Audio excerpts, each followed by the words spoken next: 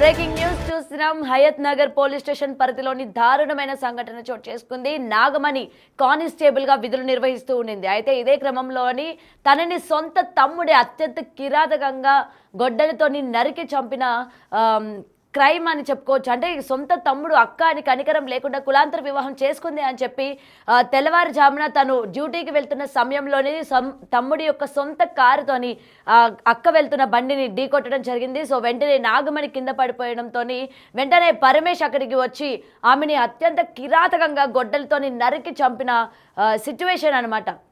అయితే కేవలం కులాంతర వివాహం చేసుకోవడమే దీనికి కారణమా?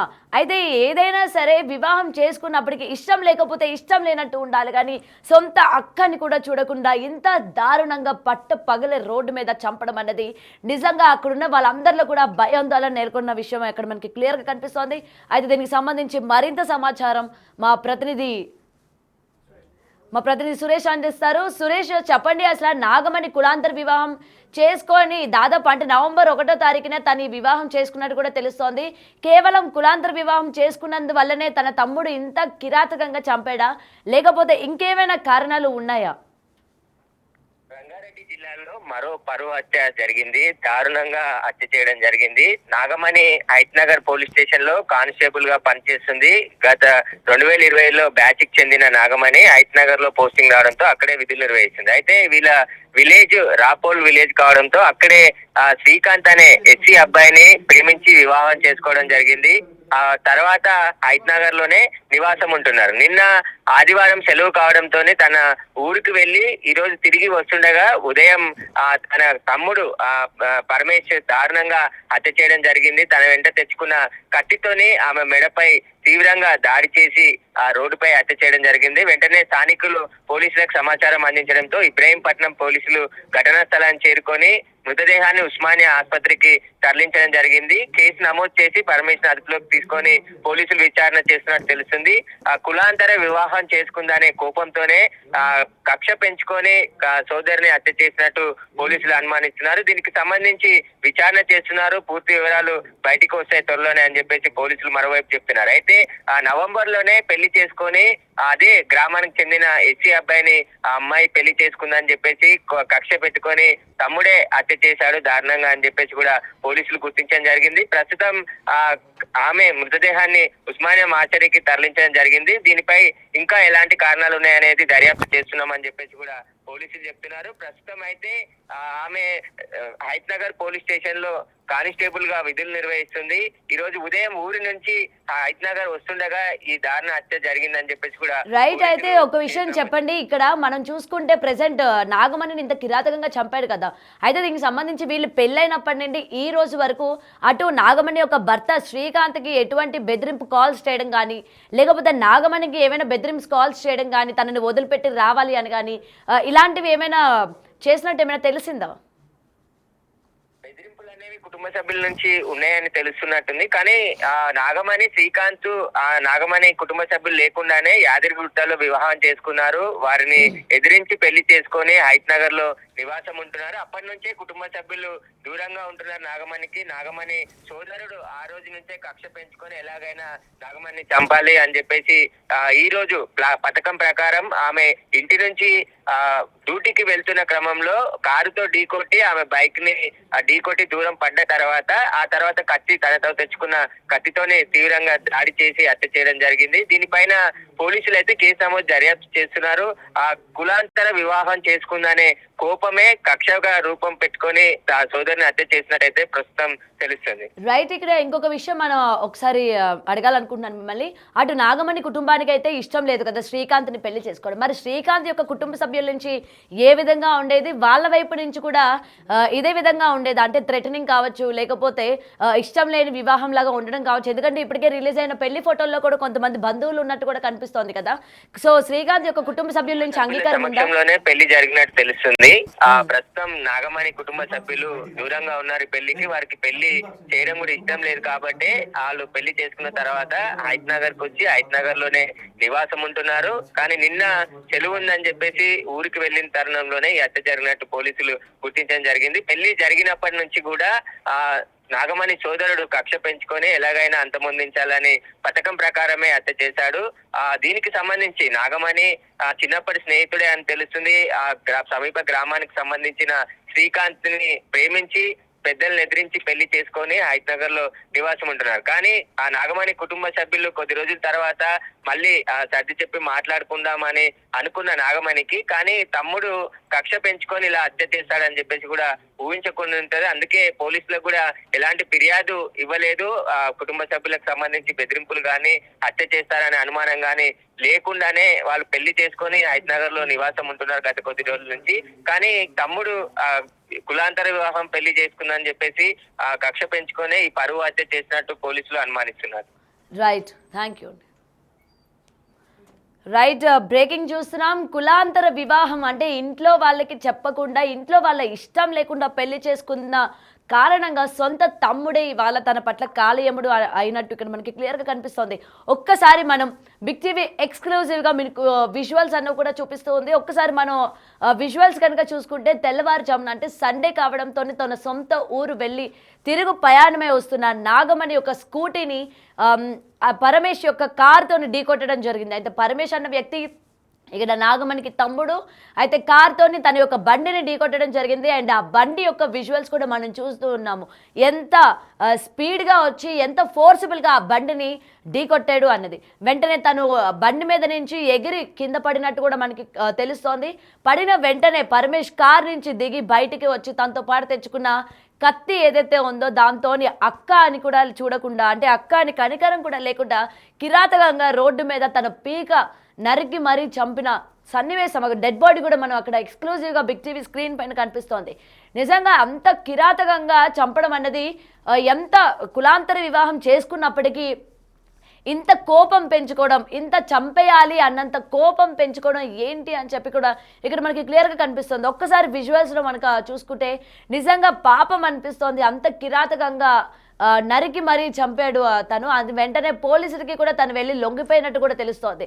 అండ్ ఒక్కసారిగా మన నాగమణి అలాగే శ్రీకాంత్ యొక్క పెళ్లికి సంబంధించి ఫోటోలు కనుక చూసుకున్నట్లయితే చాలా హ్యాపీగా అంటే ఇంట్లో వాళ్ళు ఒప్పుకోయినప్పటికీ ఇష్టమైన వ్యక్తిని తాను పెళ్లి చేసుకున్నాను అని చెప్పి ఆ హ్యాపీనెస్ తాను కొంతమంది బంధువుల మధ్య తను పెళ్లి చేసుకున్నట్టు కూడా కనిపిస్తోంది. మొత్తం కూడా కొంతమంది బంధువులు అంటే శ్రీకాంత్ తరపు వాళ్ళ బంధువుల్ని ఒప్పించి పెళ్లి చేసుకున్నట్టు మనకు అక్కడ క్లియర్గా కనిపిస్తోంది. ఆ ఫొటోస్లో కూడా చక్కగా పెళ్లి మండపం అంతా కూడా వేసుకొని ఏదో మనకేంటంటే రిజిస్టర్ ఆఫీస్లోనా లేకపోతే ఇలా కాకుండా అటు సైడ్ శ్రీకాంత్ యొక్క కుటుంబ సభ్యుల అనుమతి తీసుకొని పెళ్లి చేసుకున్నట్టు కూడా కనిపిస్తోంది. కొంతమంది బంధువులతో చేసుకున్నట్టు కనిపిస్తోంది. అదిగోండి విజువల్స్లో కత్తి చూస్తున్నారు కదా, మొత్తం పగ్గట్ బందీగా కత్తి తీసుకొచ్చినట్టు ఇక్కడ మనకి క్లియర్గా కనిపిస్తుంది. ఆ డెడ్ బాడీ పక్కనే ఆ కత్తి చంపేసిన తర్వాత అక్కడే పడేసినట్టు కూడా అక్కడ మనకి ఎక్స్క్లూజివ్గా కనిపిస్తున్నాయి విజువల్స్. ఏదైనప్పటికీ కులాంతర వివాహం చేసుకోవడమే ఇవాళ ఇంతకు దారి తీసిందా అని అంటే అవుననే అంటున్నాయి. మరి దీనికి సంబంధించి అటు శ్రీకాంత్ కావచ్చు లేకపోతే వాళ్ళ యొక్క కుటుంబ సభ్యులు కావచ్చు వీటికి అసలు ఎప్పటి నుంచి నాగమణికి థ్రెటనింగ్ కాల్స్ కానీ లేకపోతే చంపేస్తామని కానీ ఎప్పటి నుండి వస్తున్నాయి అన్న దానిపైన కూడా పోలీసులు ఇవాళ శ్రీకాంత్ని ఇంట్రాగేట్ చేస్తున్నట్టు కూడా తెలుస్తోంది. ఒక్కసారి మనం చూసుకుంటే తెల్లవారుజామున మొత్తం జనాలందరూ కూడా నిజంగా భయానికి గురయ్యారు అని కూడా ఇక్కడ మనకి క్లియర్గా కనిపిస్తోంది. అసలు చూస్తున్నారు కదా బండిని ఎంత గట్టిగా ఢీకొట్టకపోతే అంతలాగా అయిపోతుంది. మొత్తం కూడా ఒరిగిపోయింది ఒక పక్కకి. అలాగే తను చాలా ఫోర్స్ మీద అంటే ఒక్కసారిగా బండితోని కార్తోని డాష్ ఇవ్వడం వల్ల చూస్తున్నారు కదా కార్ యొక్క నంబర్ ప్లేట్స్ అవన్నీ కూడా కింద పడిపోయినాయి. అండ్ బండి కూడా చూస్తున్నారు కదా మొత్తం కూడా కింద పడిపోయింది. అంటే ఎంత కోపంతోనే తన తమ్ముడు ఉన్నాడన్న విషయం ఇక్కడ క్లియర్గా కనిపిస్తోంది. ఎన్ని రోజుల నుంచి తను పక్కా ప్లాన్ చేశాడు, ఎన్ని రోజుల నుండి తన అక్కని చంపేయాలి ఇలాగా పరువు గురించి కానీ దేని గురించి ఆలోచించకుండా పెళ్లి చేసుకుంది అని చెప్పి ఎప్పటి నుంచి తను ప్లాన్ చేశాడు అన్న విషయం ఇక్కడ మనకి క్లియర్గా కనిపిస్తుంది. ఎందుకంటే పాపం పెళ్లి అయ్యి నవంబర్ 1వ తారీఖున వీళ్ళిద్దరూ యాదగిరిగుట్టలో పెళ్లి చేసుకున్నట్టు తెలుస్తోంది. అయితే పెళ్లి చేసుకొని ఎన్ని రోజులు కాకముందే తను ఇలాగా శవమై కనిపించడం నిజంగా బాధాకరమని ఇక్కడ మనకి క్లియర్గా తెలుసుకోవచ్చు. ఒక్కసారిగా విజువల్స్లో చూస్తున్నారు కదా కత్తి చూస్తున్నారు కదా అసలు తీసుకొచ్చి అక్క అని కనికరం కూడా లేకుండా ఎంత కిరాతకంగా పీకం కోసి మరీ చంపాడు. అయితే ఆ టైంలోని ఎందుకంటే తను అసలు ఏ టైంలో ఇంటి నుంచి బయటకు వెళ్తోంది, ఏ టైంకి వస్తోంది, ఎక్కడ చంపితే అనుమానం రాదు, ఎక్కడైతే తను దొరుకుతుందా అని చెప్పి మొత్తం కూడా పక్కా ప్లాన్తోని పరమేష్ ఈ హత్యని చేసినట్టు ఇక్కడ మనకి క్లియర్గా తెలుస్తోంది. వెంటనే కుటుంబ సభ్యులకి కూడా ఈ వార్త అనేది చేరడం జరిగింది. అటు శ్రీకాంత్ కుటుంబ సభ్యులు వాళ్ళ దగ్గర నుంచి అంగీకారం ఉందా లేదా, పాపం అంటే వీళ్ళు పెళ్లి చేసుకున్నప్పటి నుంచి వీళ్ళకి ఏ విధమైన థ్రెటనింగ్ కాల్స్ వచ్చాయి, ఎవరెవరు థ్రెట్ చేశారు, కేవలం పరమేష్ ఈ విధంగా చేస్తున్నాడు అన్న విషయం నాగమణి యొక్క తల్లిదండ్రులకి తెలిసే ఈ విషయాన్ని చేశాడా అన్న విషయాలపైన కూడా పోలీసులు ఇన్వెస్టిగేషన్ చేస్తున్నట్టు ప్రజెంట్ ఇప్పుడు తెలుస్తోంది.